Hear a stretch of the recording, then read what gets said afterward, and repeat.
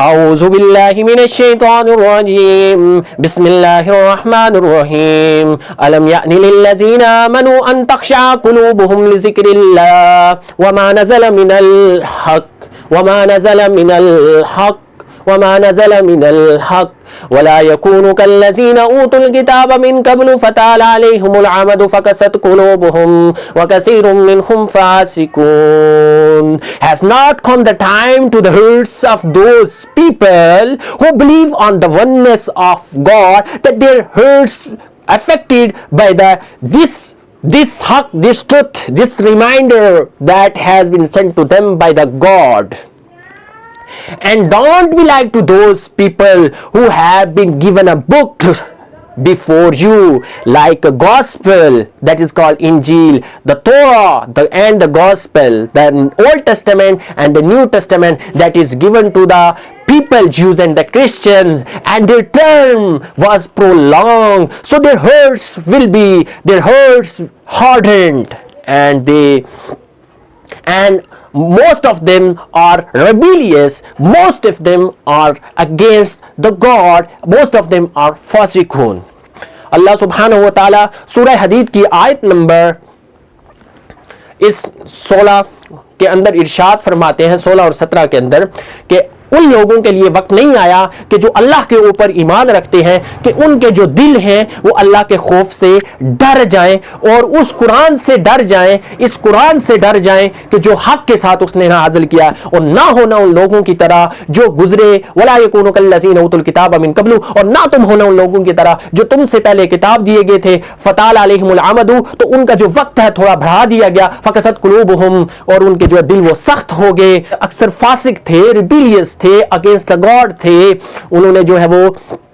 اپنے وقت کو چھوڑ دیا. یعنی انہوں نے اس کتاب کو جو ہے وہ ان کی طرف تورات اور انجیل اتاری گئی تھی، انہوں نے اس کتاب کو چھوڑ دیا. اس قرآن کے ذریعے اللہ نے مسلمانوں کو ڈرایا ہے، الم یعن للذین آمنوا ان تخشع قلوبهم لذکر اللہ، کیا مومنوں کے لیے وہ وقت نہیں آیا کہ اللہ کے خوف کی وجہ سے ان کے جو دل ہیں وہ ڈر جائیں؟ کیا ان کے اوپر ایسا وقت نہیں آیا؟ اس آیت کے تحت میں توبہ کا ایک واقعہ بیان کرتا ہوں، حضرت فضیل ابن عیاض کا.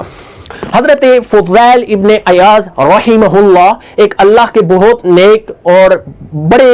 ولی گزرے ہیں. ان کی توبہ کا واقعہ یہ ہے کہ وہ ایک ایسا انسان تھا کہ جو چوری کیا کرتا تھا، راتوں کو جو ہے وہ کیا کرتا تھا، عورتوں سے ملنے چلا جاتا تھا، لوگوں کا مال لوٹ لیتا تھا، قافلوں کے قافلوں لوٹ لیا کرتا تھا، اور وہ عورتوں کو ملنے کے لیے رات کو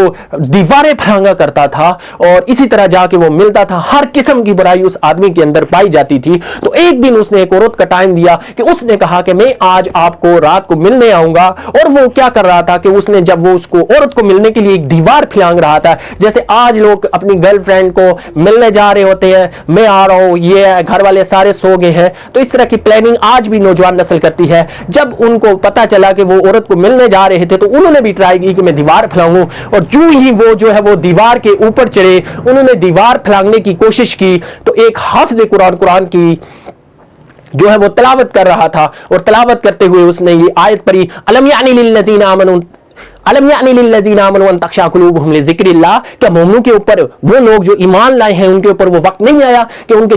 دل جو ہے وہ اللہ کے خوف کی وجہ سے ڈر جائیں؟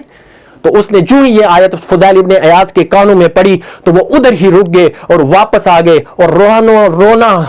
شروع کر دیا، زاروں قطار روئے اور کہا کہ فضیل تیرے اوپر کیا وہ وقت نہیں آیا؟ کیا تم نے ایک دن مرنا نہیں ہے؟ کل نفس ذائقۃ الموت، کیا تم نے موت کا ذائقہ نہیں چکھنا؟ کیا تم نے اپنے پروردگار کے سامنے پیش نہیں ہونا؟ کیا تم نے اپنے پروردگار کو جواب نہیں دینا کہ تو رات کو لوگوں کی عورتوں کے ساتھ ملنے کے لیے جا رہا ہے؟ تو وہ واپس پلٹے اور ایک صحرا میں پہنچے تو دیکھتے ہیں کہ ایک قافلہ وہاں پہ بیٹھا ہوا ہے، اور وہ قافلہ کیا کر رہا ہے؟ وہ آپس میں باتیں کر رہے ہیں، دیکھنا کہ یہ ڈاکو فضیل ابن عیاض نہ آ جائے، ہمارا سامان لوٹ کے نہ چلا جائے، ہمیں چوری نہ کرے. فضیل ابن عیاض کہنے لگا، ہائے ہائے اللہ، فضیل اتنا بدنام ہو گیا، اتنا بدنام ہو گیا ہے، اتنا بدنام ہو گیا ہے کہ ایک طرف رات کو جو ہے وہ دیواریں پھلانگ کے لوگوں کی بیٹیوں کو ملنے جا رہا ہوتا ہے اور واپس جو لوگ اس سے اتنا ڈرتے ہیں. اس نے کہا ہاں اللہ وہ وقت آ گیا ہے کہ میں اب حاضر ہوں توبہ کے لیے. اور فضیل ابن عیاض وہاں سے چل پڑتے ہیں، توبہ کرتے ہیں، بس 2 نفل پڑھتے ہیں، کعبے کی طرف روانہ ہوتے ہیں.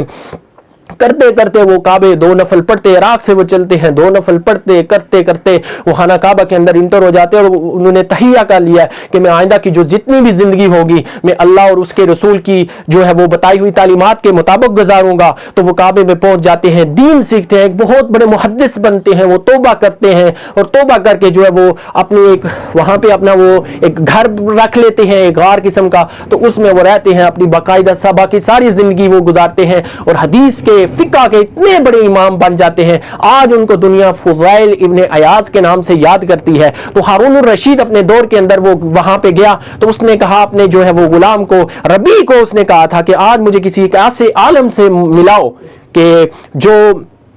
واقعی جس کو دیکھ کے اللہ یاد آئے۔ تو اس نے سفیان ثوری، کتنے بڑے محدث تھے، سفیان ابن عیانہ، وہ بڑے بڑے محدث سے، ان سے ملایا، تو مل کے تو انہوں نے بڑی وصیتیں کی بادشاہ سلامت کو، اور کروا کے اینڈ کے اوپر جو ہے وہ ان سے درخواست کی کہ آپ کا کوئی کام ہو۔ تو ان محدثین نے کہا، یا جو بڑے لوگ تھے، علماء تھے، انہوں نے کہا، کسی نے کہا ہمارا یہ قرض ہے، ہمارا یہ قرض ہے۔ تو ہارون الرشید نے کہا مجھے اس طرح کے عالم نہیں، مجھے کسی ایسے بندے سے، کامل اللہ کے ولی سے بلاؤ۔ تو انہوں نے کہا کہ اب ایک ہی بندہ رہ گیا ہے، وہ فضیل ابن عیاض ہے۔ تو وہ ربی اس کو لے کے وہاں پہ چلا گیا، تو دروازے میں دستک دی، تو وہ چراغ جل رہا تھا، تو رات کو نفل پڑھ رہے تھے، تو انہوں نے ایک دم چراغ بجھا دیا، اور بجھا کے جو انہوں نے دروازہ کھولا تو وہ اندر اندھیرا ہی اندھیرا تھا۔ تو اس ہارون الرشید نے جو ہے وہ ٹٹولنے کی کوشش کی، ڈھونڈنے کی کوشش کی، اور ہاتھ مارا تو جو ہے وہ ہاتھ جا کے ان کے اوپر لگا۔ ہاتھ، بادشاہوں کے ہاتھ بڑے نرم ہوا کرتے تھے، تو انہوں نے جو ہے وہ فضیل ابن عیاض نے جب ہارون الرشید کے ہاتھ کے ساتھ ہاتھ لگایا، اور اس نے اس وقت کہا، آئے رشید، ہاتھ تو تیرے بہت نرم ہے، اللہ کرے یہ جہنم سے بچ جائے۔ یہ سن کر خلیفہ ہارون الرشید رو پڑا، اور اس نے کہا کہ اس طرح کا جو بندہ تھا وہ مجھے چاہیے تھا، میں اس سے ملنا چاہتا ہوں۔ پھر بڑے مسئلے پوچھے،